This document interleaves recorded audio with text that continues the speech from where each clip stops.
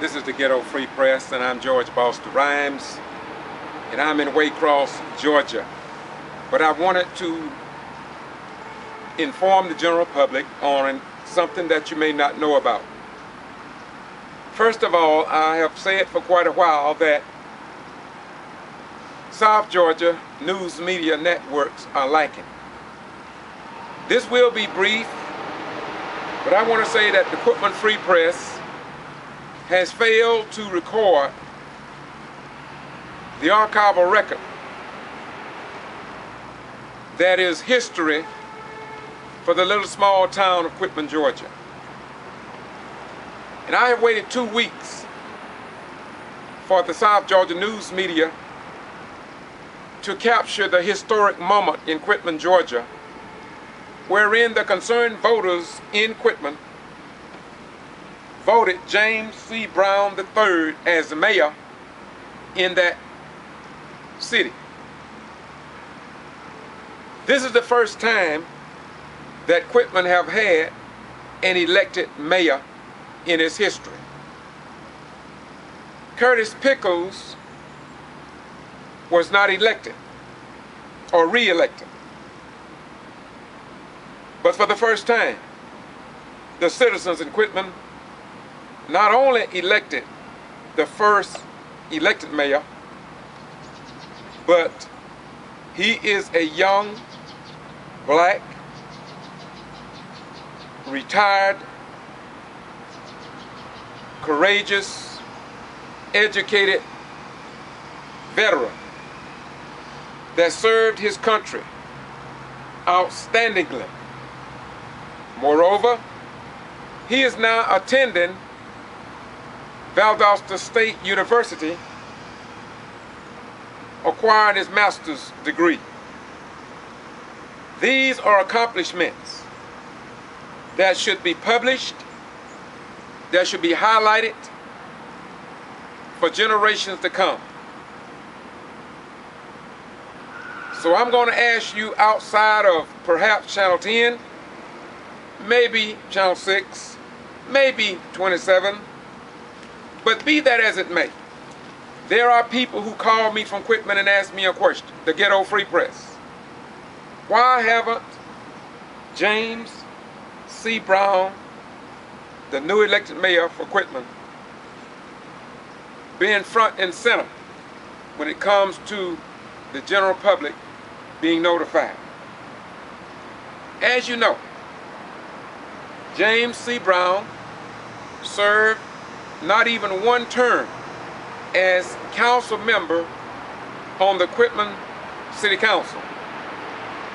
But I bear witness that the day that he took office as a council person, he asked pertinent questions, he showed real professionalism, while he proved that the military still seems to be a great educator of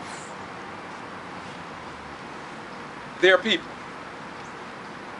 So much for Quitman.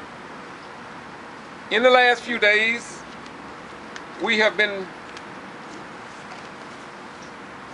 privy to copies of the Valdosta Daily Times with front page coverage of Kendrick's Johnson family. This Thursday's paper says, Kendrick's final walk. I have said it over and over again, and I will continue to say it until things change,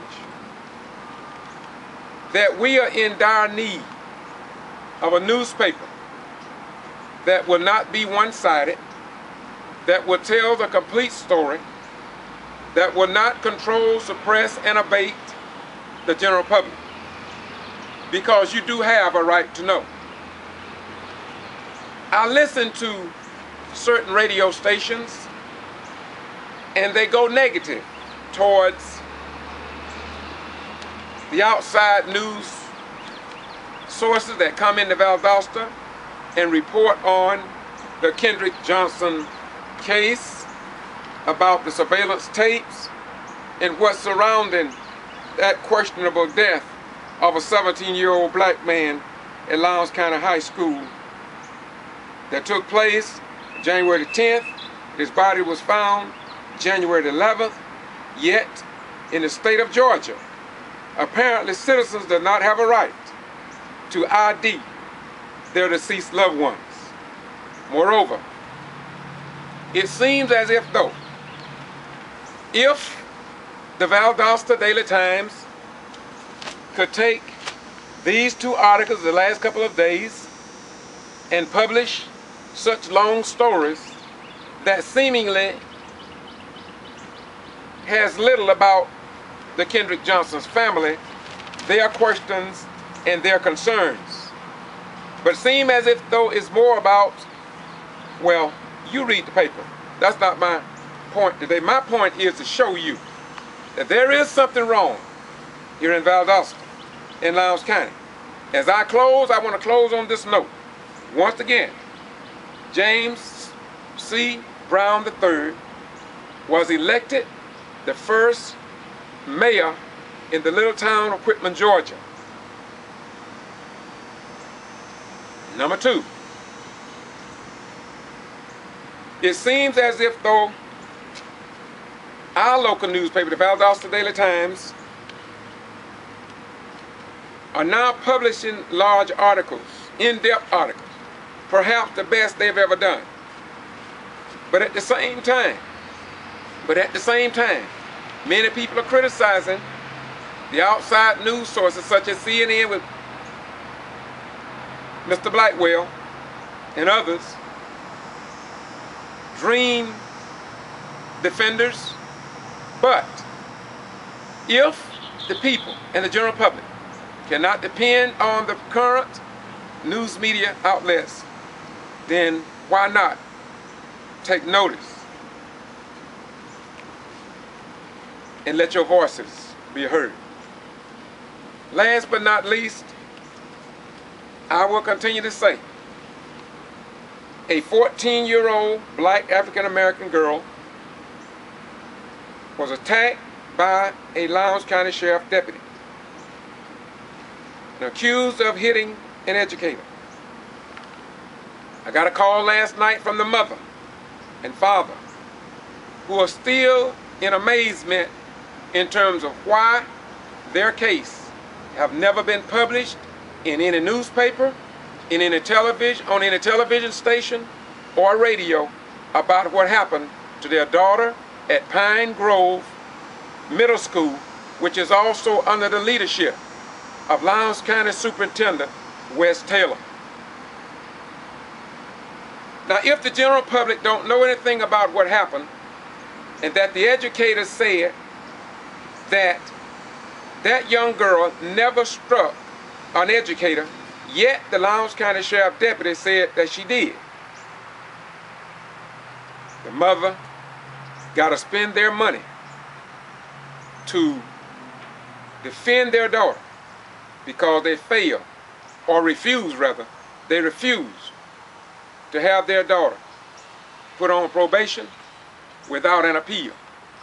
Now, so if that would happen to any other child in the school system, a parent would think that that's the first time it happened, because it is apparent that the news are not being reported in Valdosta, Lowndes County, and in the state of Georgia.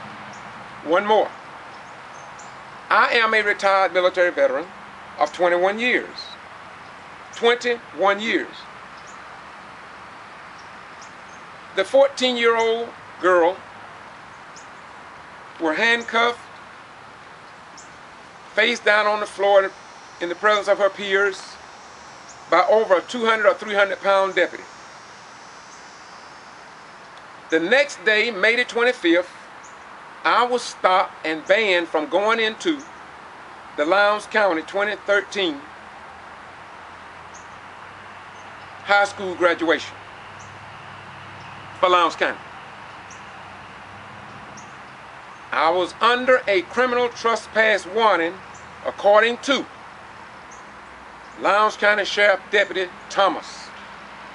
And at that time they notified me, not in writing, but from the lips of Deputy Thomas, that I had been under that warning for 2 weeks.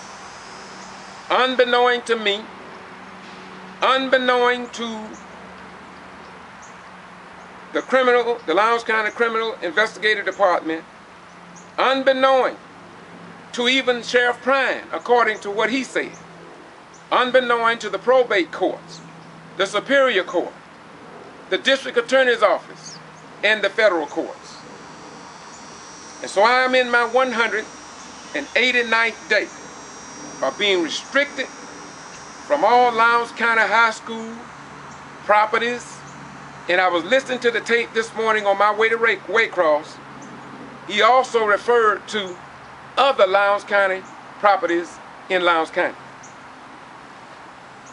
So if that could happen to me, that means that the people at Moody Air Force Base, our airmen, could be stopped by a deputy, told that he's under a criminal trespass warning, and they don't know nothing about it.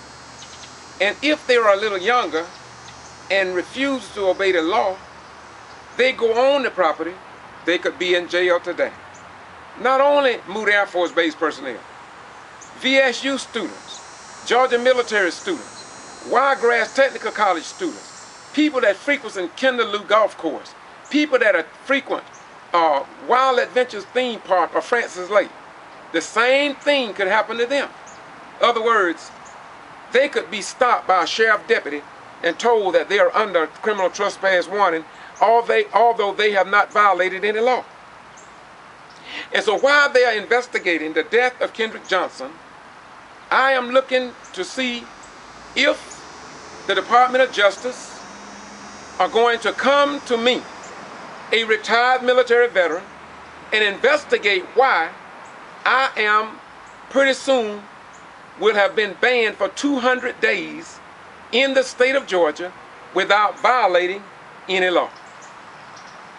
Moreover, I was told by a member of the United States Justice Department that this information on me would be sent to Georgia Attorney General, because when West Taylor made the statement, according to Reverend John Henry Robinson, that the sheriff was working on something on me, that they had found something in my past. And so that concerned me. And when I called the Department of Justice, they thought it was of concern. And according to what I received, they were going to pass it on to Georgia Attorney General. So now the question remains, what's the status of that? What's the status of the investigation on the death of Kendrick Johnson? And of course, why is it that concerning the new mayor in Quitman, Georgia, that we cannot get this young man's accomplishment published in the South Georgia news media outlets? Once again, I'm George Boston Ryan. This is the Ghetto Free Press, the KYRC, which means the Know Your Rights campaign. And you do have a right to speak up on your behalf, your children, your mother, your father, your sisters, and your neighbors, and in some cases, your enemies. But one thing you should not do, you should not just accept what others shove down your throat. and tell you you are now living in China and you don't have any rights whatsoever under our form of government. Once again, I am George Boston Rhymes. The reason why I do what I do on the Ghetto Free Press is because you have a right to know that Quitman will have a new mayor, although they haven't published it like it should have been. And most of us know that. When the people from Quitman call me, all I tell them, man, I don't know what's going on. But it's been going on for such a long time until people feel comfortable in just ignoring the real cutting edge news. Once again, George Boston Rhymes. Bye-bye, we gone. In Waycross, Georgia, but I had to do this because once again, I won't get back to Quitman, or I won't get back to Valdosta in a couple of days, but I got to give you this because you must know the truth. Bye-bye, we gone.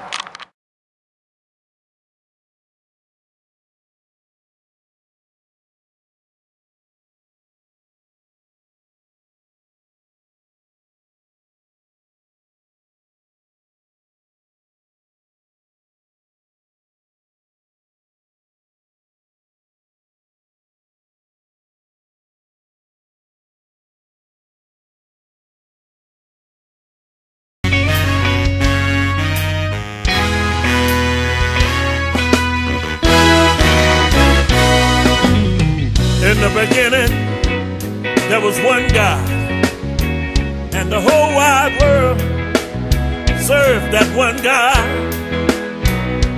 There is one God, He's the only God. We should have no other God before us. Greetings, this is the Ghetto Free Press, and I'm George Boston Rhymes, and I'm reporting to let you know that the interview you're about to see is from the new elected mayor of Quitman, Georgia. In fact, not only is he the first mayor of Quitman, he is the first elected mayor in Quitman, Georgia's history, I believe. As I look up into the sun, I see a new day. And it seems as if though the movement and change in Quitman and Brooks County seems to be a little more advanced, even over Valdosta, Georgia. However, these two cities are so close until I think we should learn from one another. And that is, I was in Macon, I think it was 2010 or 2011, and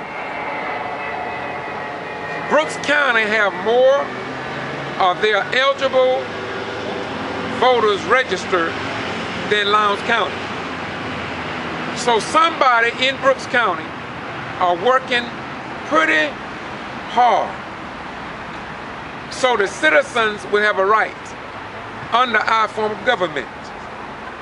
Now, let us go to Valdosta State University, and we're gonna listen to an interview by the new and first time elected mayor of Quitman, Georgia, and he is the black historic mayor. And above all, it's not about skin color. This individual is a United States retired veteran. He served his country. He was elected city council. But look, I'm about to give you now the rest of the story. I didn't hear the local radio stations say too much about this historic mayor.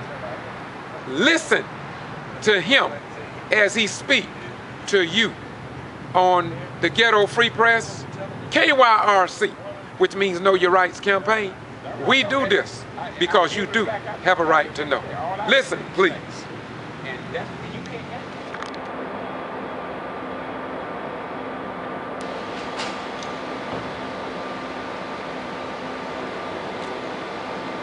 little bit about who you are, your background, that kind of thing. Okay. My name is James G.B.R. III. I was born on Moody Air Force Base in Valdosta And my dad was in the military, and so we went to Columbus when I was very young, in Delaware, and we came back home. So I'm pretty much from Quitman, Georgia. That's where I graduated from. And in 1988, I went into the military and into the Navy, and I got out in 1992, and I went into the reserves, but I was working as a correctional officer in Pelham at G.B.R. Correctional Institution as a correctional officer, and I decided to go back in the military. So I went back into the Army in 1994, and I retired March 2010. I've done 2 tours in Iraq and done quite some time overseas in Korea, Belgium, Portugal, been all over the world.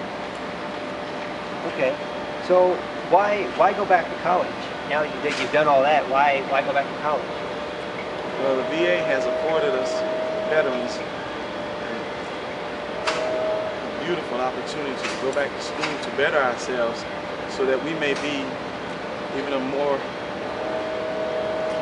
better asset for the community, because we have training in the military, but it's very specific.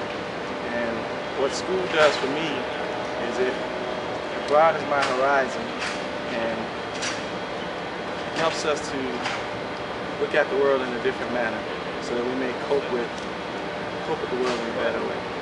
Okay. Posting anything on Facebook yet, and I was going to ask someone because I didn't even use it for the election.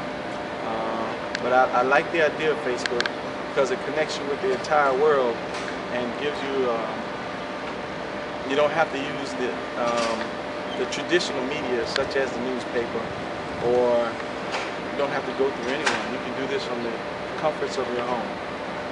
And in the classroom, have you had to, have to use Facebook or Twitter or anything like that, or you had to kind of, I guess, do some homework per se to try and figure out how to use the technology in the classroom, or is that something not really been an issue at this point? One teacher mentioned it once, but we use BlazeView, and they've changed it a little bit, and we've had to adapt to it.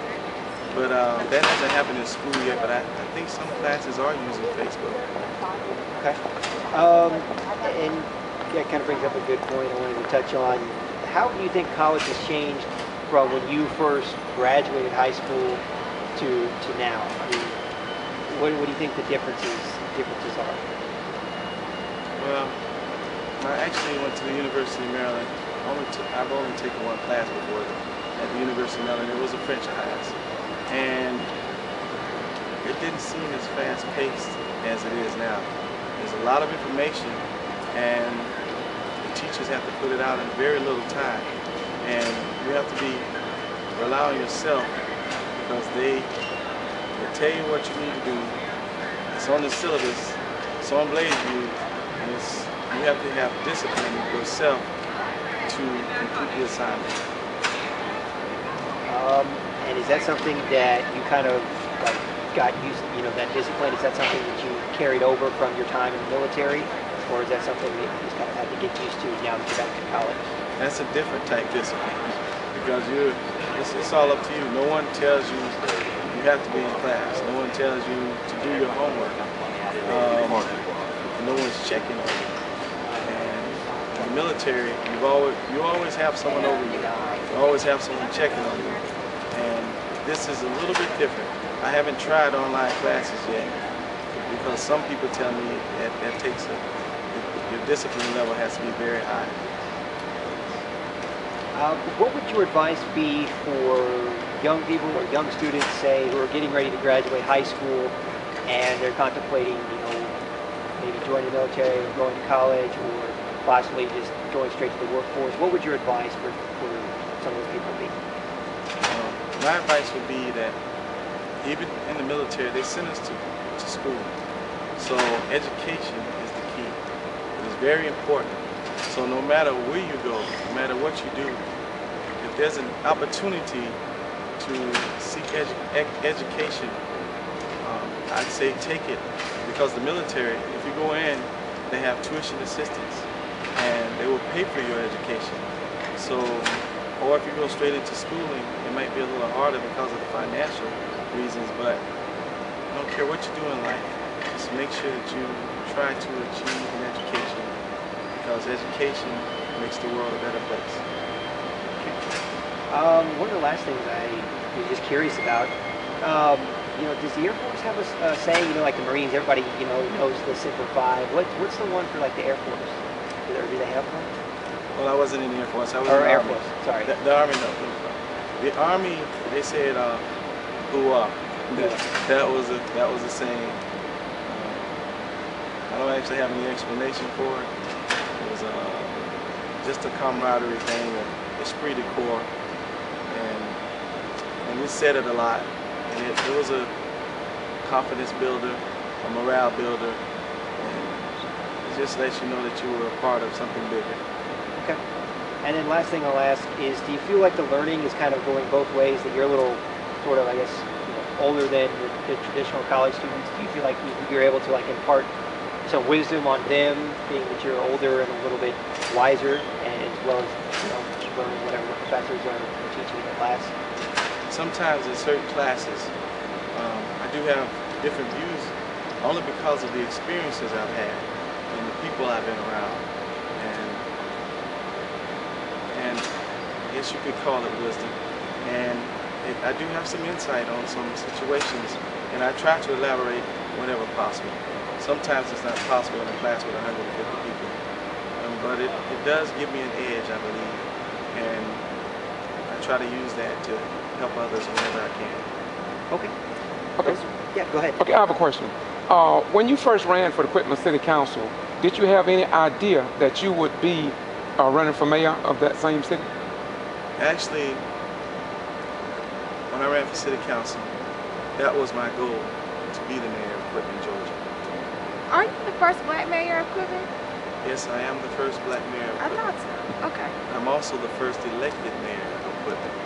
The other mayor was appointed by the city council. Well, how does it feel to be in the history books at such a young age for Brooks County, or Quitman in particular? It is an honor because Quitman is my hometown, and I love Quitman. There was never a thought in my mind that I would not come home. All those years away from home, I knew that I would come back home because that's where my family is, that's where my heart is, and I thought I could make a contribution to the community, and I would be an asset. Being elected the first black mayor, who do you contribute the success of your campaign other than you, who contributed to this great accomplishment? My mother, Mary Irene Brown, she was out there knocking on doors. She hit the pavement from day one. Bought the signs, she put the signs out, and my mother was a real driving force in my campaign. And my last question is, where do you hope to take the city of Quitman under your administration? Well, I gave that some thought, and unity is what we need in Quitman. There's a lot of separatism going on over there, and the Bible says a house divided against itself cannot stand. That's in the book of Matthew, the 12th chapter, 25th verse, I believe. And I truly believe that we need to get rid of some of those old ways and the way people think. It's time for a new way of thought, and we can achieve that through time. And the Bible also says in Ecclesiastes, the 3rd chapter, that there's a time pretty much for everything. And there's a time to be broken down, and there's a time to be built up. And we need to build Quitman up, make it a better place, so that we can leave a legacy for our children. But all these things, I believe, the key to them comes from education. What is the greatest, this is my last question, what is the greatest point or accomplishment you would say probably that the former mayor, Mayor Curtis Pickens, contributed to Quitman? What would you think would be it? What do you think he did that inspired you, or you took more notice of that he did? Well, the thing that I know of from my short time at home was the infrastructure that was built out on the Madison Highway, because we need jobs in Quitman. the unemployment rate is very high, and Brooks County is one of the poorest counties in Georgia. Quitman is in Brooks County. So I believe that that was a right step in the right direction, and we will improve on that as the years go along. Thank you very much. Do you need any more information? No, I think I'm good. I would just like to say that I appreciate all the support, the votes, and the prayers from everyone during my campaign time that led up to the election, and I would do my best, but I would do what is right. So you just have to bear with me, give me time, because procedures, rules, and regulations have to be followed, and I don't try to circumvent any of those. And if there's a rule that's old or antiquated, then we will try to change that rule. But all of these processes take time, and through time, we can build a better community. Thank you. God bless. Thank you, sir.